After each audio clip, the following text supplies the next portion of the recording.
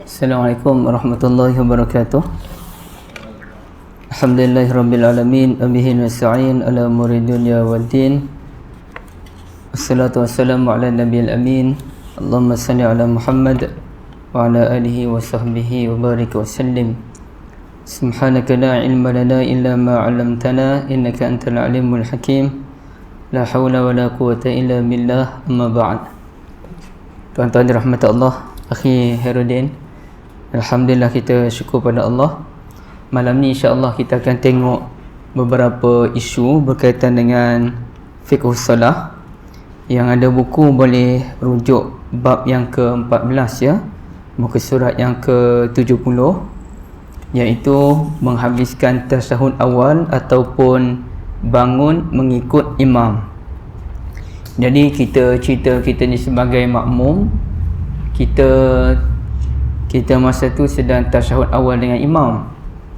Belum lagi kita selesai membaca tasyahud awal. Contohnya kita baru baca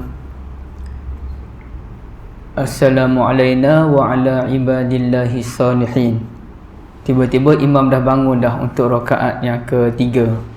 Jadi apa tindakan yang perlu kita lakukan? Adakah kita menghabiskan bacaan tasyahud awal ataupun kita bangun terus mengikuti imam? Okey, itu isu dia ya. Baik. Kalau kita lihat kepada dua pendapat ulama yang saya kongsikan ini, tiga pendapat ulama yang saya kongsikan. Jadi jawapannya boleh kita menghabiskan tasyahud awal, kemudian barulah kita berdiri ke rakaat yang ketiga ya. Contohnya kata Syekh Al-Munajjid, apabila imam berdiri untuk rakaat ketiga sedangkan makmum belum menghabiskan bacaan tasyahud awal, maka dia boleh menamatkan bacaan tasyahud terlebih dahulu, dan ini dianggap keuzuran baginya. Jadi kenapa tuan-tuan timbul isu ni? Kerana ada hadis Nabi meminta kita agar menuruti imam dalam semua perkara. Kata Nabi, innama ju'ilal imam liyutamma bih. Imam ni dijadikan untuk diikuti. Fa iza kabbara fakabbiru. Bila imam takbir, kita takbir. Wa iza raka'a farka'u. Bila imam rukuk, kita kena rukuk. Wa iza rafa'a faqulu, minta maaf. Wa idza rafa'a wa qala sami Allahu liman hamidah faqulu rabbana walakal hamd. Okey, jadi maknanya kalau imam rukuk, kita kena rukuk. Bila imam sujud, kita kena sujud.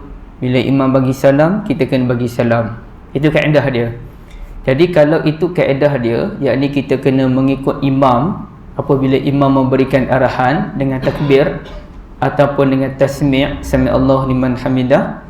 Begitulah dalam isu tasyahud awal pun sepatutnya kita mengikuti imam. Tapi kata Syekh Munajjid, dia sebut falahu hina idzin an yata'akhkhar liyutimma qira'atat tasyahhud. Maka bagi dia ketika itu boleh dia lewatkan sedikit dengan tujuan untuk menghabiskan bacaan tasyahud awal ya. Seingat saya Hambali dan Syekh Munajjid bermazhab Hambali mewajibkan tasyahud awal.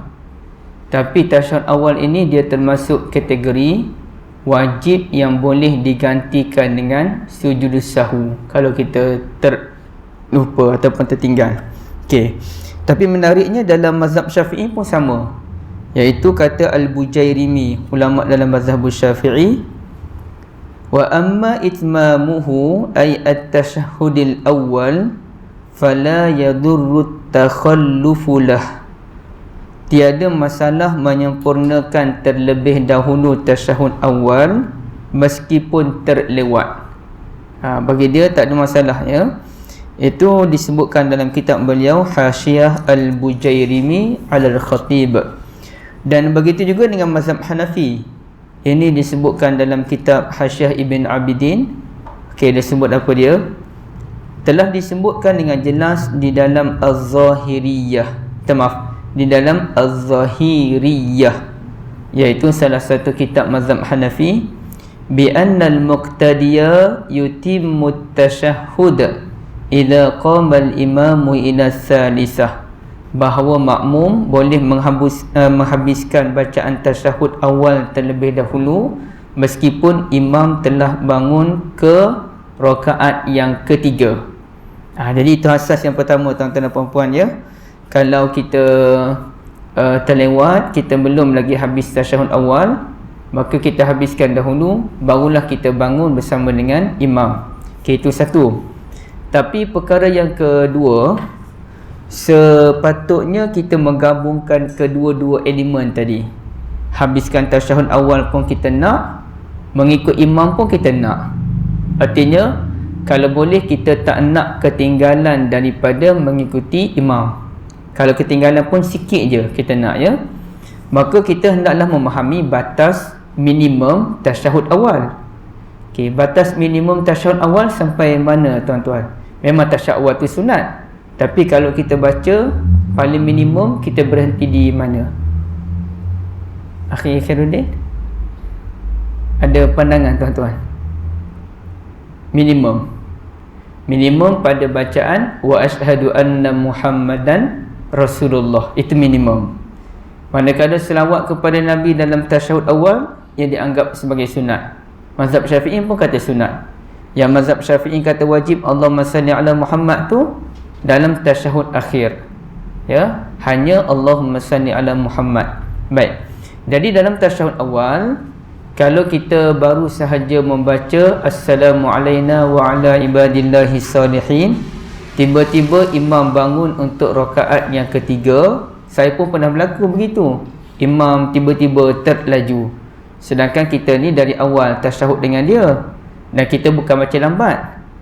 Kalau saya jadi makmum, saya tak akan baca lambat-lambat. Kita baca sederhana laju supaya kita tidak ketinggalan dengan imam. Tapi ada ketika imam agak laju atau terlaju, kita baru je baca Assalamu alayna wa ala ibadillahi salihin, dia dah bangun dah untuk rakaat yang ketiga.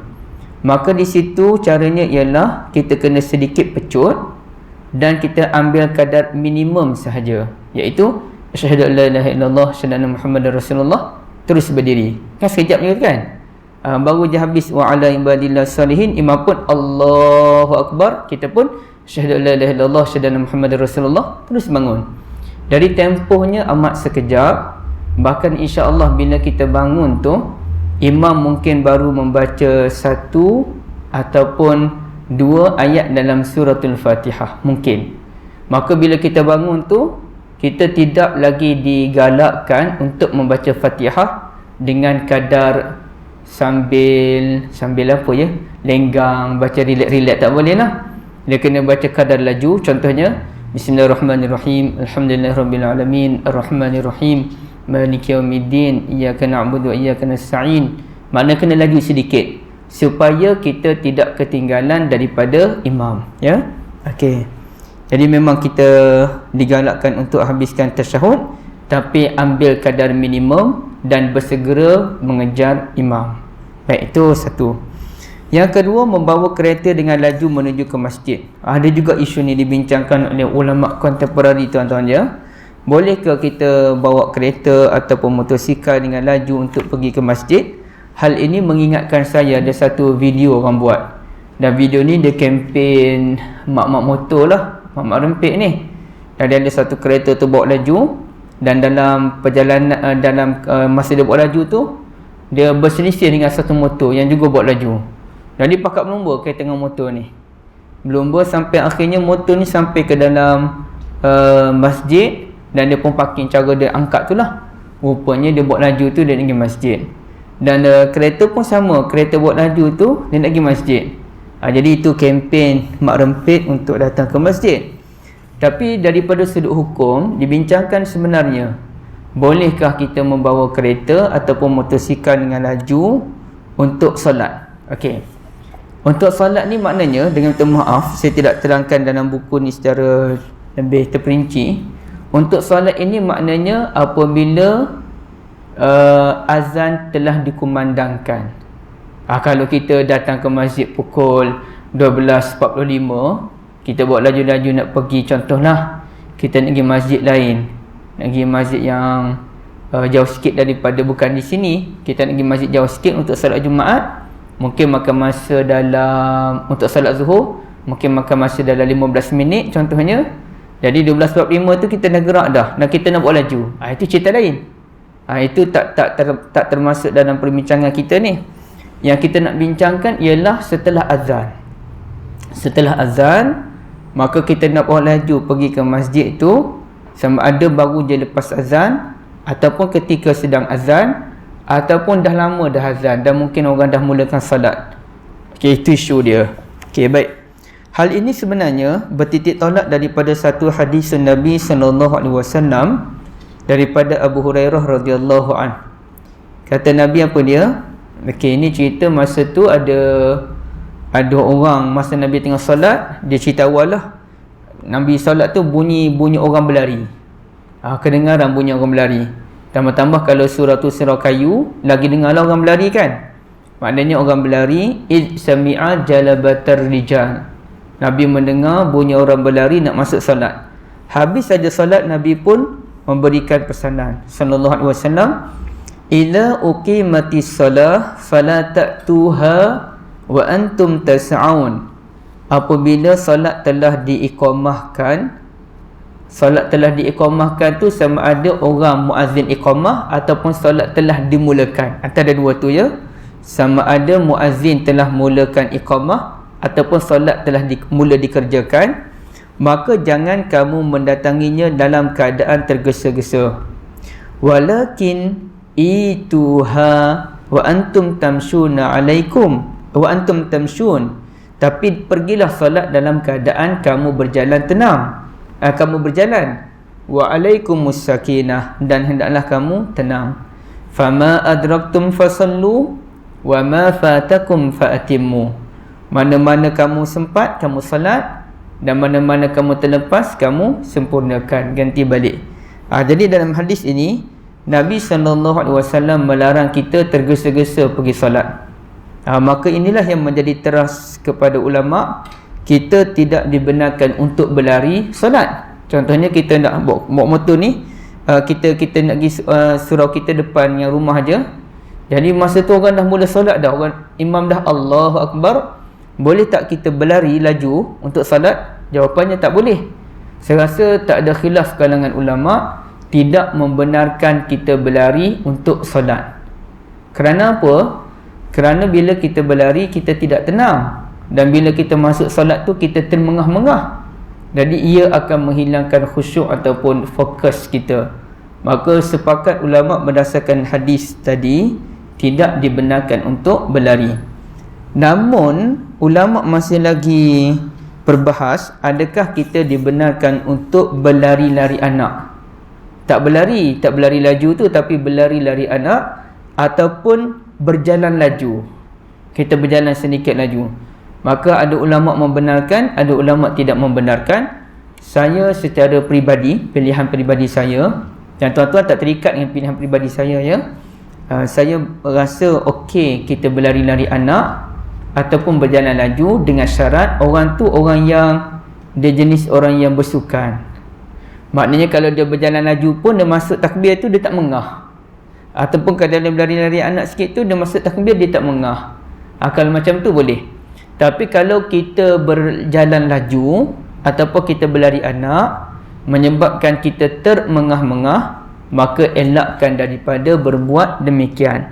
Lebih baik kita berjalan biasa, tapi bukan berjalan lenggang, berjalan dalam keadaan tenang, tidak terlalu perlahan, tapi sederhana ya. Okey, baik. Itu dalam kes berjalan. Tapi bagaimana pula kalau kita bawa kereta ataupun motosikal? Maka di sini saya tengok ada kupasan yang diberikan oleh Syekh Al-Munajjid. Beliau menyatakan tidak ada masalah. Diharuskan memandu laju ke masjid dengan syarat kita kekal bertenang. Okey, dan jalan keadaan jalan raya okey, keadaan mengizinkan, keselamatan kita terjamin, maka boleh. Kerana kalau kita bawa kereta laju, ada tak isu mengah? Tak ada. Kita bawa kereta laju pun, kita takbiratul ihram, tak ada mengah. kerana kita tidak menggunakan kekuatan fizikal sebagaimana berlari. Okey, jadi sebab itulah kalau buat kereta laju, okey. Dan di sini menariknya kata Abdul Walid Al-Baji pada muka surat 76, pengarang kitab Al-Muntaqa Syarah Al-Muwatta'. Apa kata beliau? Imam Malik rahmatullahi alaihi menyatakan tidak mengapa kepada sesiapa yang memacu kuda. Tak apa. Kalau kita nak pacu kuda, zaman dulu kuda kan, menuju solat apabila mendengar azan pengawal. Ini cerita tentera lah tuan-tuan, askar ni. Okay, dengar je pengawal laungkan azan, maka boleh tak dia nak pacu kuda pergi solat? Boleh, tak ada masalah. Maksud Imam Malik ini menurut saya ialah, maksud Imam Malik menurut saya ialah an yuharrikahu lil isra'i fil mashi, yakni kita memacu kuda agar ia bergerak laju.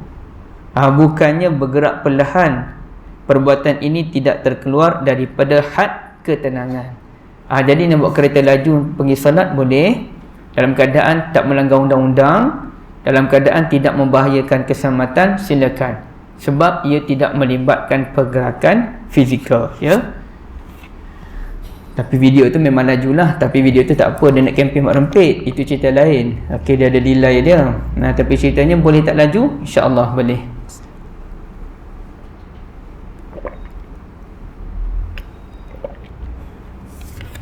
Ada soalan dulu ke tuan-tuan?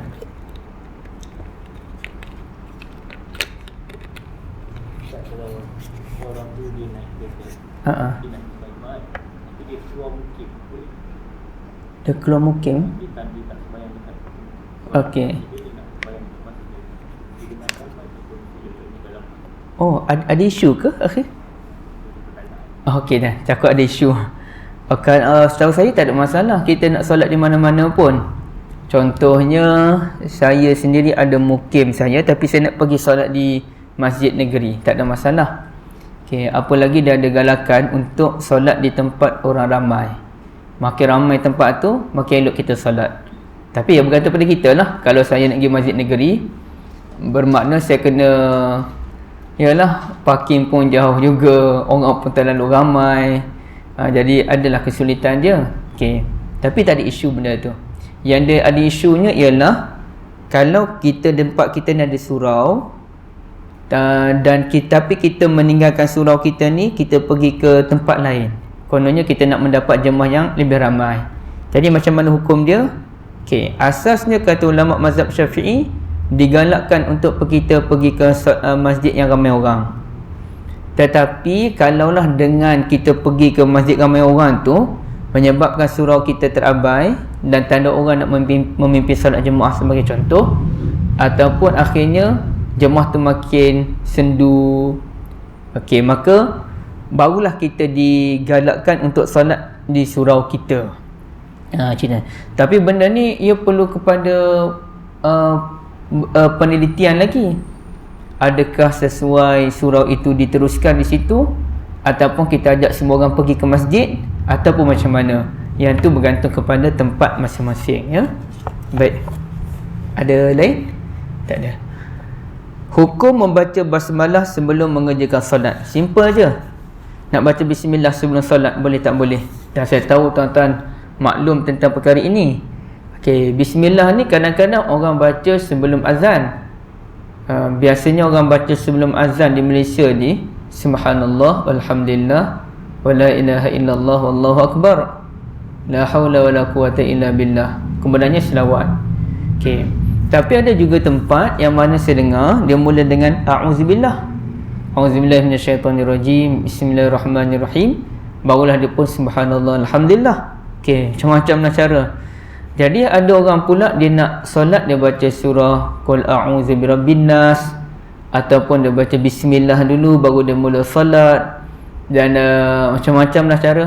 Ada orang yang mana bila dia nak solat tu, sebelum dia baca Fatihah, dia baca a'udzubillah dulu. Habis dia baca surah Fatihah, nak baca surah tu dia baca a'udzubillah sekali lagi. Macam-macam cara tuan-tuan sekalian, ya. Yang pasal a'udzubillah tu dia mula-mula je. Masa kita membaca Al-Fatihah, ya a'udzubillah. Tapi bila kita nak baca surah tu tak ada dah auzubillah. Kerana kita dah baca auzubillah dari awal lagi. Manakala isu rakaat yang kedua, ketiga, keempat, adakah kita disunatkan untuk mengulangi balik lafaz at-ta'awuz? Itu khilaf ulama. Siapa nak baca silakan, siapa tak nak baca pun silakan. Tapi tak ada, saya tak pernah jumpa lah mana-mana ulama menyarankan baca balik a'udzubillah ketika nak membaca surah. Macam kita baca Quran lah, kita baca Quran tu kita mula dengan Fatihah dulu sebagai contoh lah. Kita baca auzubillah dah, kita dah baca surah Fatihah, kemudian kita balik surah Kahfi. Adakah kita mau baca auzubillah balik? Tak, direct je baca bismillah. Sebab ta'awuz itu pada permulaan. Baik. Sekarang ni kerana kata Nabi, kullu amrin zibalin la yubda' bi bismillahirrahmanirrahim fahuwa aqta'. Mana-mana amalan yang tidak dimulakan dengan bismillahirrahmanirrahim, ke bismillah saja hadis tu. La yubda' fi bi bismillah, yang tidak mula dengan bismillah maka kurang barakah. Okay, hadis itu dhaif. Ya, hadis itu dhaif. Lebih tinggi sikit daripada hadis itu mula dengan alhamdulillah. Buat pekerjaan mula dengan alhamdulillah. Pun ada ulama bahaskan kedudukan hadis tersebut. Tapi saya tak ingatlah perbahasan dia. Baik. Maka dalam bab ini, walaupun secara umumnya kita disarankan membaca bismillahirrahmanirrahim, tapi dalam bab ibadah khususiyah seperti solat, seperti apa-apalah ibadah khususiyah, ia memerlukan dalil yang khusus. Jadi ada tak Nabi SAW membaca bismillahirrahmanirrahim sebelum azan? Bilal pernah tak baca bismillah sebelum azan? Ada tak Nabi ataupun mana-mana sahabat baca bismillah sebelum salat? Maka ini jawapan yang diberikan oleh Fatwa Al-Lajnatud Daimah, la na'lamu du'aan masyru'an ba'dal iqamah wa qabla takbiratil ihram. Kami tidak mengetahui sebarang doa yang disyariatkan selepas iqamah dan sebelum takbiratul ihram. Tak ada. Cuma bagi Al-Lajnatud Daimah, mereka menyarankan lepas iqamah tu sama dengan lepas azan. Maknanya kalau kita azan, kita jawab azan, iqamah pun jawab iqamah. Habis azan kita selawat, habis iqamah pun kita selawat. Habis azan kita membaca doa Allahumma rabb hadhihi da'wati tammah, maka lepas iqamah pun kita membaca doa tersebut menurut hemat daripada Al-Lajnatud Daimah. Rasanya itu pendapat Ibn Utsaimin, ya. Tetapi ada ulama menyatakan tak ada pula yang kalau doa lepas azan tu ya, tapi untuk kita nyatakan selawat lepas iqamah dan membaca doa selepas iqamah tu, ada tak dinyatakan secara jelas dalam mana-mana hadis? Tidak ada. Maka sebagian ulama kata tak ada. Habis dia jawab panggilan iqamah, muazzin kata Allahu Akbar, Allahu Akbar, la ilaha illallah, kita la ilaha illallah, kita bersedia untuk salat je. Bersedia untuk salat. Mungkin imam kata bertekan saf, itu sahaja, kemudiannya terus salat. Tak ada baca bismillah, tak ada a'udzubillah, tak ada bacaan qul a'udzu birabbin nas, apa semua tak ada. Ini dinyatakan oleh Ibn Qayyim Al-Jauziyah, kana sallallahu alaihi wasallam idza qama ila salah qala Allahu akbar wa lam yakul syai'an qablaha. Nabi sallallahu alaihi wasallam apabila salat, baginda hanya membaca Allahu akbar dan Nabi tak ada pun apa-apa bacaan sebelum itu, ya. Tapi saya lupa dalam buku ni, minta maaf, saya terlupa untuk kod kitab mana sebenarnya. Kalau tak silap saya itu kitab Zadul Ma'ad. Okey, jadi tak adalah baca qul a'udzu birabbin nas ke, bismillah ke, auzubillah ke, semua itu tak ada, tuan-tuan dan puan-puan, ya. Dan benda ni saya kira tuan-tuan semua jelas, ya.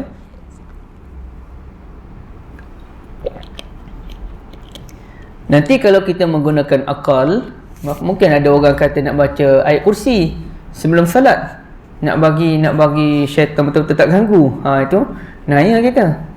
Jadi lebih baik kita ikut saja pedoman Nabi. Dan kadang-kadang kita buat benda yang Nabi tak ajar, satu hal.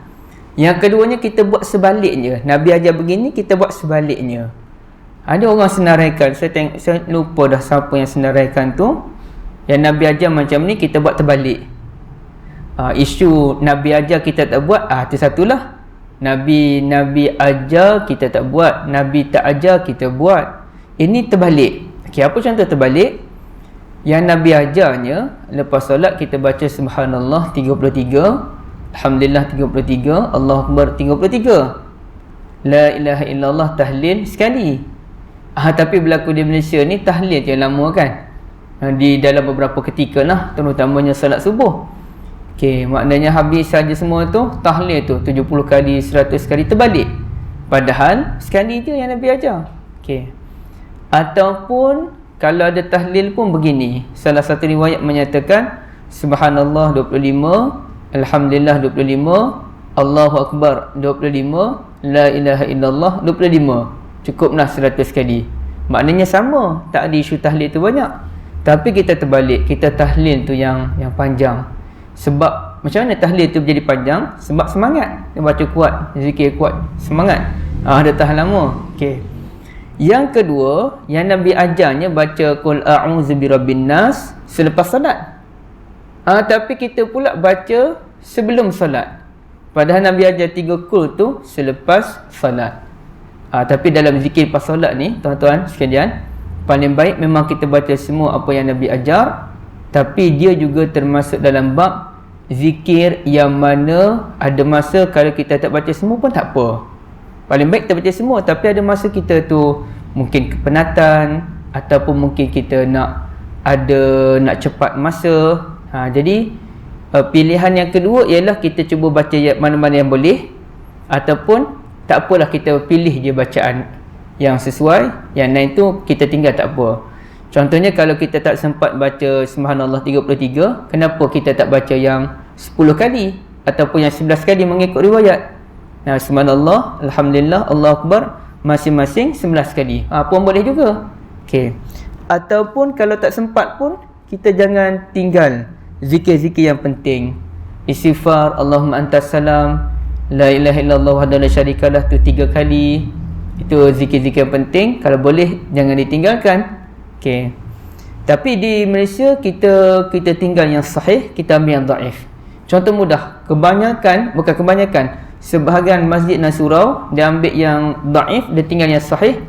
Contohnya dalam solat Jumaat semalam. Solat Jumaat kan orang nak cepat kan. Padahal imam dia nak kontrol sampai habis ni masalahnya. Imam sebenarnya hanya kontrol dalam solat, bukan luar solat. Okey, baik. Jadi lepas istighfar tu astagfirullah 3 kali, Al-Fatihah. Jadi sayang ya, sebab yang diajarkan lepas istighfar Allahumma antas salam. Okey, itu yang sahih tapi ditinggalkan. Ataupun baca ayat kursi, itu ayat kursi kalau dia bukan hadis yang sahih pun, dia hadis yang hasan, boleh diterima, ditinggalkan. 3 qul itu hadis yang sahih, ditinggalkan. Subhanallah alhamdulillah, ditinggalkan. Itu sahih. La ilaha illallah wahdahu la syarikalah 3 kali, Sahih Bukhari, pun ditinggalkan. Dia ambil Al-Fatihah, yang mana Al-Fatihah ni di antara 2 je, sama ada hadis maudhu' palsu ataupun teramat dhaif. Tapi kalau kita tanya mana-mana ulama hadis, baca-baca tak ada orang kata Fatihah lepas salat. Dia jadi hadis palsu. Yang kata ada tu sebab dia pusing jauh. Dia kata apa salahnya kita membaca surah terbaik dalam Al-Quran. Dia pusing jauh, dia ambil hadis yang terlalu dhaif ataupun palsu. Kemudiannya untuk mengukuhkan hadis terlalu dhaif atau palsu tu, dia akan bawa lah hujah, apa salahnya kita membaca surah yang paling tinggi dalam Al-Quran. Kita jawab tak salah, cuma kita menyusun ibadah sesuai dengan masa dia. Kerana kita menyusun ibadah sesuai dengan masa, maka ramai kalangan kita memilih membaca suratul Kahf pada hari Jumaat kerana sesuai dengan masa. Tak ada orang kata saya tak nak baca Kahf, saya nak baca surah Isra'. Dan bila ditanya kenapa saudara tak baca surah Kahf, baca surah Isra', salah ke saya nak baca surah Isra'? Memang Nabi tak larang, tapi berdosa ke? Daripada saya tak baca, lebih baik saya baca surah Isra'. Jadi dia guna alasan macam tu. Padahal kita tak kata salah, tak berdosa, cuma menyusun ibadah mengikut keutamaan. Itu yang penting. Baik. Satu lagi, hukum solat di belakang imam yang tidak berkhitan. Macam mana tu? Okey, jadi dalam bab ini kata Syekh Munajjid juga, dalam buku ni memang saya banyak merujuk Syekh Munajjid hafizahullah, beliau menyatakan wa amma imamatu ghairil makhtun fasahihah.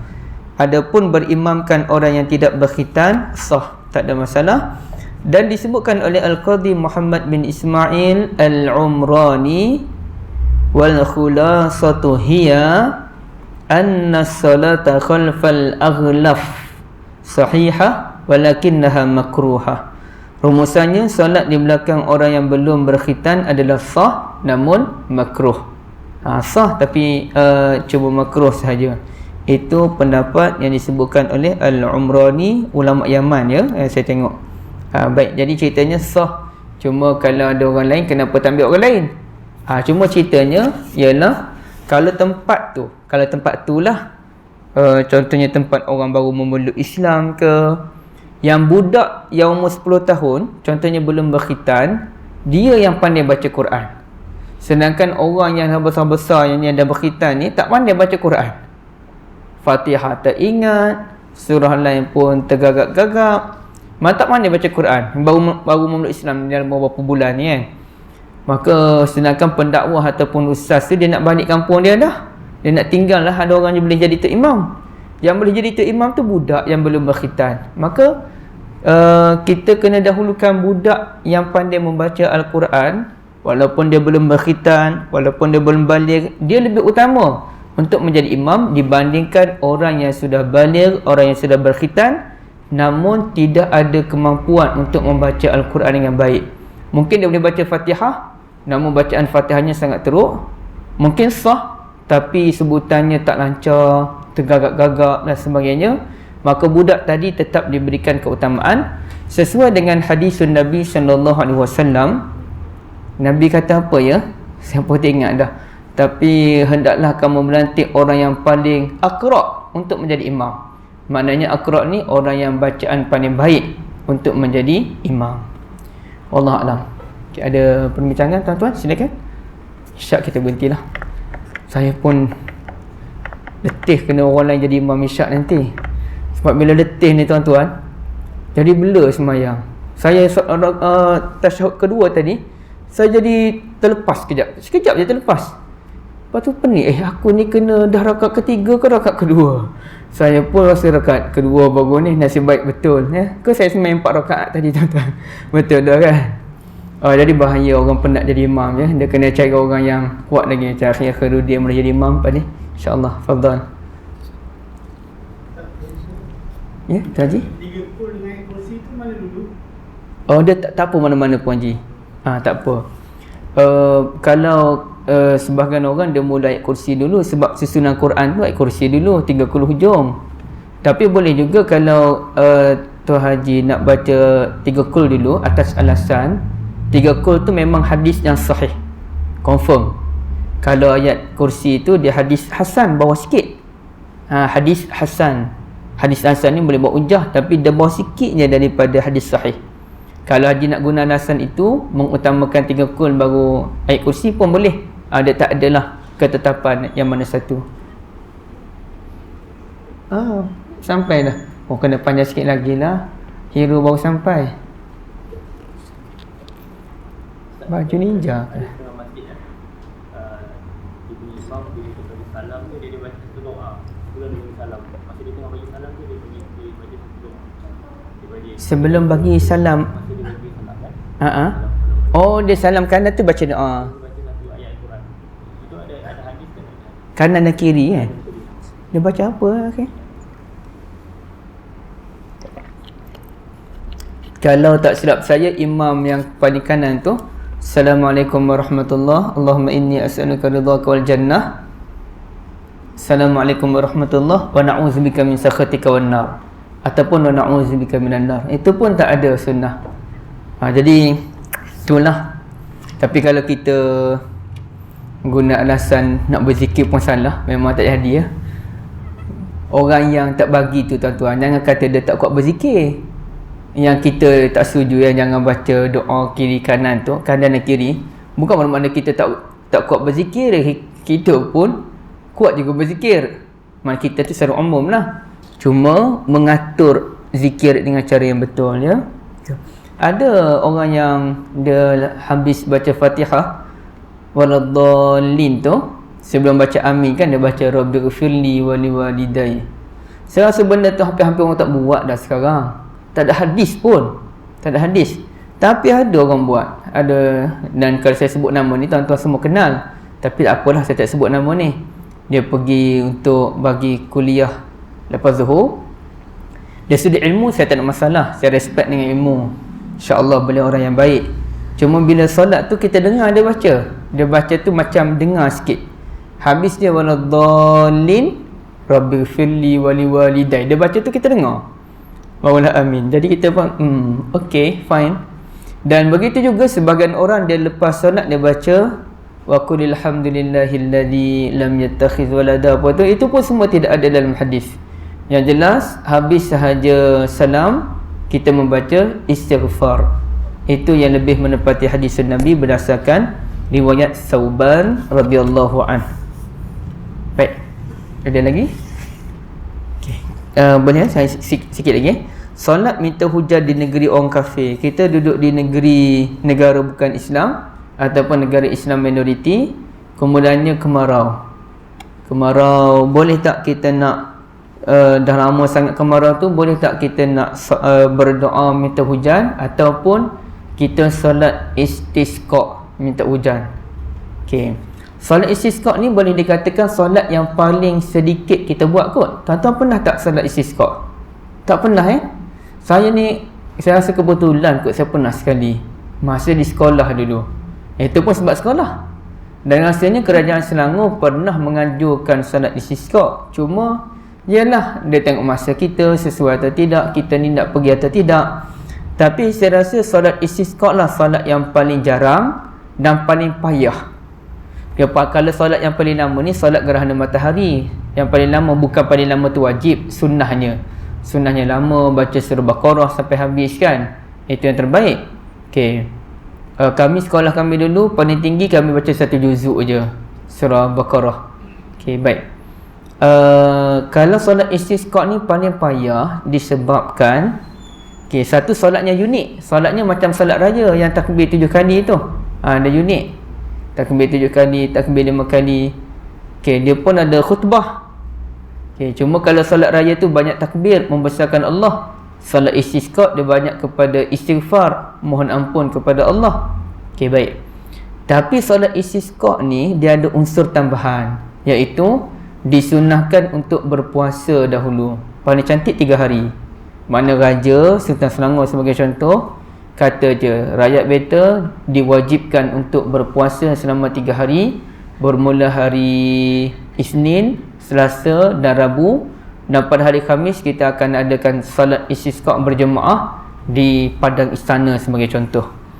Bila Raja Sultan Selangor kata je wajib puasa, ikut fatwa Imam Nawawi, wajib puasa.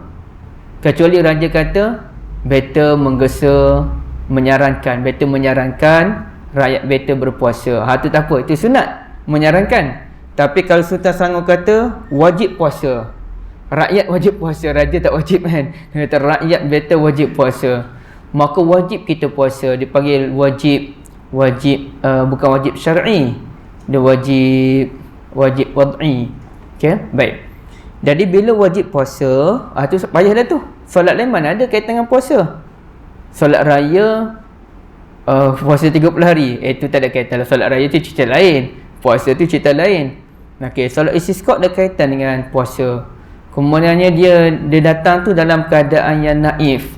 Sebaik-baiknya kita tidak memakai pakaian yang cantik macam Akhi Ashraf ni, kena pakai biasa-biasa je.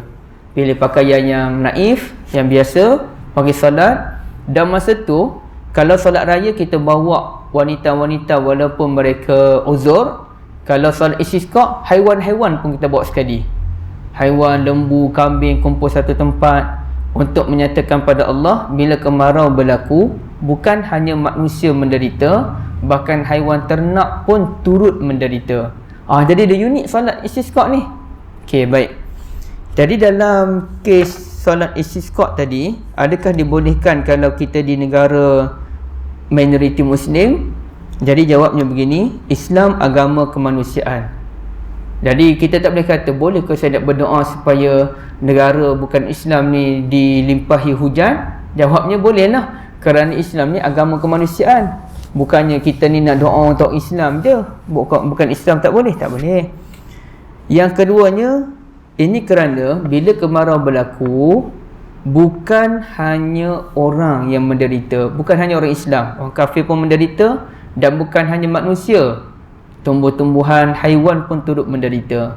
Maka dibolehkan kita berdoa menurunkan hujan, sebagaimana apabila berlaku kemarau panjang di Mesir ketika Nabi Musa alaihi salam duduk di sana, maka geng-geng Fir'aun pun datang jumpa Nabi Musa, menyatakan mereka akan beriman sekiranya Tuhan membantu mereka, dan Nabi Musa pun doa turun hujan balik, mereka kembali tidak beriman kepada Allah. Bermakna boleh kita doa supaya diberikan kebaikan kepada orang-orang kafir, dengan syarat kita, maknanya bukannya kita clear lah, ini isu kemanusiaan, bukannya ada keagamaan dan sebagainya.